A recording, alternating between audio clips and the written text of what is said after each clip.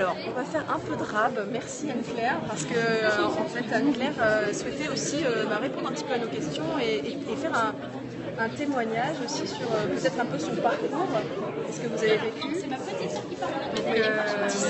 Voilà, donc je viens de passer 17 ans dans la rue et ça fait 10 ans que j'en suis sortie, mais je commence seulement à en parler il y a 2 ans. J'ai écrit un bouquin qui s'appelle Mes années barbares. Les années barbares. Et là, je raconte mon parcours dans la rue, les viols, et évidemment, en tant que femme, il y a beaucoup de problèmes. Voilà, donc j'ai 40 viols répertoriés par la police, et il n'y a pas que ça, il y a toutes les agressions. Comment survivre dans la rue quand on est une femme. Ah oui, donc là, c'est une violence. Et alors, on peut vous demander comment vous avez pu sortir de cette spirale. Je ne sais pas comment on est sorti. La seule chose, c'est que j'ai jamais touché ni à l'alcool ni à la drogue. Ça, je pense que ça m'a sauvée. Et après, se protéger à mort. Voilà, devenir sauvage pour se protéger. Voilà. Mais vous avez fait des rencontres qui ont pu vous permettre d'en sortir. Sur la fin, j'avais un enfant avec moi. J'avais un bébé, donc j'ai rencontré des gens dans une association qui m'ont aidé à m'en sortir et à me trouver un logement avec mon bébé. C'est à ce moment-là que vous avez pu sortir. Voilà, c'est eux qui m'ont sorti de tout. Et quel conseil vous pourriez donner je sais pas, à nous tous par rapport au regard qu'on porte peut-être sur les personnes de la rue? Déjà être très ouvert, déjà très... c'est important de dire bonjour, de souhaiter vraiment une bonne journée, pas seulement de lancer une pièce, mais de vraiment s'asseoir, de dire bonjour. Quand on vous dit bonjour, de répondre simplement. Il y a beaucoup d'élèves qui disent bonjour, il n'y a personne qui répond. Ça passe par là déjà. Ce que nous disait Jean-Marie aussi, créer le lien. Créer le lien, et puis à partir de là, s'il y a une affinité qui se crée, ne pas avoir peur du SDF, et puis aller l'inviter à prendre un café, ou même simplement s'asseoir à côté de lui et discuter. Faire ça 2-3 fois par semaine, et pour lui c'est beaucoup, pour vous c'est pas beaucoup. On a parlé, Jean-Marie disait, ça peut sauver quelqu'un de la rue de faire ça. Est-ce que c'est vrai? Sauver, je sais pas, mais en tout cas ça peut lui donner de l'espoir, parce que l'espoir qu'il est reconnu dans la rue, qu'on le voit, qu'il ne fait pas partie des invisibles. Le problème c'est qu'on est tous des invisibles. Vous entendez ça on est responsables tous? Non, personne n'est responsable de personne, mais chacun peut aider tout le monde. C'est ça qui est important. Ouais, mais il y a une prise de conscience aussi, parce que parfois on peut avoir peur, parfois on peut se dire oh là là, il a choisi, on peut se dire ça aussi. Alors on ne choisit pas la rue, on choisit d'y rester ou pas, après c'est chacun sa vie, mais comme chacun sa vie dans les jours normaux, il ne faut pas de jugement. Et ce qui est important, c'est créer le lien surtout, vraiment créer le lien pour pouvoir... on a peur, ok, c'est pour ça que je travaille chez Entourage, pour donner des clés, pour qu'on crée des outils et des actions pour enlever cette peur. Comme par exemple cette manifestation aujourd'hui. Voilà, par exemple, aujourd'hui on fait une fête de la musique qui mélange les SDF et les gens normaux, je dis ça. C'est super, voilà. Et on est tous là. Et peut-être qu'il en faudrait plus, des choses comme ça. On y travaille. On a la responsable là-bas qui m'a dit qu'elle en referait d'autres. Il faut suivre sur internet, sur Twitter. Merci Daniel, le réseau Entourage. Il faut liker, regarder sur Facebook, réseau Entourage. Aujourd'hui, c'est encore que pour les associations, c'est ça? Oui, mais ça va bientôt sortir. Enfin, moi, je ne connais pas tous les détails, mais ça sort pour le grand public bientôt. Voilà. Et bientôt, on pourra télécharger la. Je crois que c'est à la rentrée, je crois. Mais on travaille beaucoup dessus et moi, j'y travaille beaucoup. Si vous avez des questions, c'est le moment, profitez-en, parce que après on va rendre l'antenne et puis vous allez regretter de ne pas avoir posé de questions. Donc voilà. Sinon, je suis sous le nom Anne Lorient sur Facebook. Vous pouvez me joindre. D'accord. J'ai une page Anne Lorient. Et puis la musique aussi, c'est quelque chose qui... moi, je connais pas bien la musique, c'est ce que je disais, la violoniste, c'est vraiment un truc... je connais pas bien, mais c'est bien. Ça vous touche? Ouais, ça me touche. Après, il faut que je prenne le temps plus de découvrir tout ça, quoi. Ouais. C'est pas mon monde, mais ça va le devenir. Ouais. Voilà. Claire, merci beaucoup. De rien. Merci. À bientôt. Voilà, écoutez, merci à tous d'avoir suivi. C'était un peu de rap, le rap du JT, comme quoi, voilà, le rap du JT. On va lancer un nouveau concept.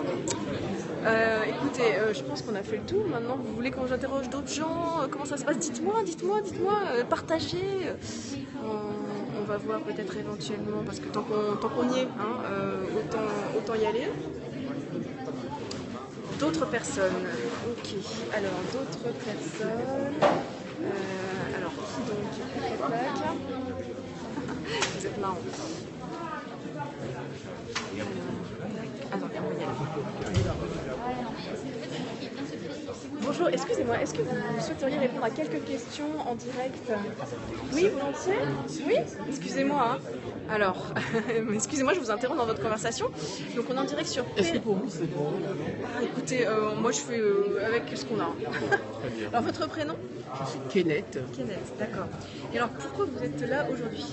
Écoutez, je suis là aujourd'hui parce que j'ai été invité par Claire, l'organisatrice. Oui. J'ai trouvé très touchant l'action pour laquelle elle se consacre. Donc c'est naturellement que je suis venu puisque la difficulté des gens de la rue, je pense que c'était naturel pour moi de les accompagner en tant que président du comité Europe Afrique. Ah, d'accord. Ayant été moi-même sur le programme des enfants de la rue à l'UNESCO, c'était spontané, puis j'aime bien la musique. Marier cette opération commune en même temps était une occasion idoine. Et comme nous sommes sur les lieux, voilà, je suis ravi d'être là et j'ai passé un très bon moment. Quelle solution alors pour sortir les personnes de la rue, pour changer notre regard? Oui, alors les solutions sont multiples. Il n'y a pas malheureusement une baguette magique. On voit bien depuis l'abbé Pierre ou d'autres. Non, je pense qu'il faut continuer le combat, amener les gens à prendre conscience de solidarité, de l'organisation. Et je crois que ce qu'elle fait, ce que chacun fait à son niveau, contribue à interpeller les pouvoirs publics pour les amener à prendre le problème en main. Et alors du coup, c'est peut-être ça la véritable question. Alors changer notre regard, oui, mais il y a quand même une question justement d'interpellation des pouvoirs publics. Vous le dites bien vous-même, oui, je pense qu'il faut aller de plus en plus dans ce sens-là. Et je crois qu'en les interpellant, ils ont bien sûr pris conscience du problème, mais d'être amenés à faire plus, parce que c'est en faisant plus, au nom de la solidarité. On ne peut pas aujourd'hui, dans un pays comme le nôtre, laisser les gens dans la rue. Mais ça gêne peut-être, ça gêne ces gens-là. Ces gens-là gênent peut-être les politiques, ils nous gênent aussi peut-être. Ils nous rappellent un échec peut-être de notre société. Je pense que ces gens nous rappellent en effet un échec de la société, surtout si on parle de manière globale, mais c'est aussi au nom de la solidarité qu'on peut arriver. Et puis quand on parle des gens de la rue, il y a plusieurs niveaux des gens de la rue. Alors est-ce qu'on choisit d'être dans la rue? Visiblement non, d'après les témoignages que j'ai recueillis, non mais il y a quand même, par rapport à la solidarité, une véritable question. Même si les associations font beaucoup, les politiques sont quand même, ont quand même une part. Mais je crois que les politiques doivent tout faire pour améliorer les interventions, les soutiens, et puis faire en sorte que de manière décente, les gens aient une vie plus digne. Mais les politiques ne sont pas non plus responsables de tout. Non, évidemment. C'est à nous aussi de changer de regard. C'est à nous aussi de changer de regard, comme vous le dites. Et puis, c'est l'effort de tous. Hein. C'est pas... c'est vous, moi. Bien sûr. Vous aviez mis des choses en place avec le comité dont vous parliez tout à l'heure? Oui, nous avons mis des choses en place bien connues, puisque nous avions quand même une maison qui s'appelle l'UNESCO, qui est assez bien connue. Donc, des programmes que nous avions mis au niveau des Nations Unies. Nous accompagnons surtout les enfants de la rue. Donc le problème des enfants de la rue était souvent mal vu parce que les gens, aucun pays ne voulait dire qu'ils avaient des enfants dans la rue. Donc lorsque nous n'arrivons pas avec nos drapeaux de comité Europe-Afrique, nous arrivions de façon tout à fait discrète et évidemment en concertation avec les Nations Unies et nous regroupons l'ensemble des ambassadeurs du pays avec une visite bien sûr à l'autorité de chaque pays où nous l'avons fait. Et concrètement, ça a porté des fruits? Ah oui, nous avons créé des écoles, nous avions créé des orphelinats, c'est des programmes que nous avions fait avec un peu de glamour. Parfois nous prenons la famille Carambeu, les ambassadrices. Les ambassadeurs, les ambassadrices. Là, nous prenons des joueurs de foot à l'heure où nous parlons de l'Euro.